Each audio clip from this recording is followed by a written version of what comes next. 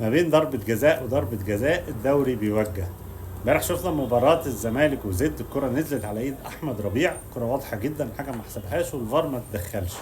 شخصيا ما شفتش الكورة انها جت في دماغ احمد ربيع بحيث انها جت من جسمه لايده فما تحسبش، ولا حتى من ايد مهدي سليمان باعتبار انها جاية من الزميل يعني ليه، ان يكون مهدي سليمان لمسها ونزلت على دي. انا ما شفتش انها لمست حد غير انها كورنر بتنزل على ايد اللاعب مباشرة في كورة ركله الجزاء. واعتقد ان كتير جدا من الحكام قالوا الكلام ده، منهم توفيق السيد مثلا على سبيل المثال.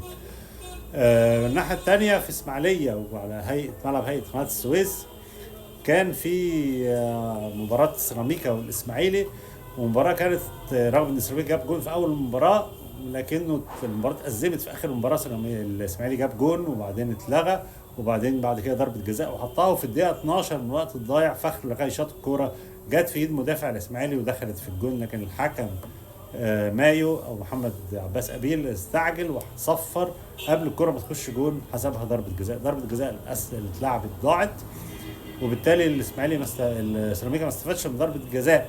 هل هنا الحكم هيكتب في تقريره ان هو اخطأ باحتساب ضربة جزاء والكرة كانت داخلة جون، ولا لا؟ لان لو كتب كده في تقريره ممكن المباراة تتعاد.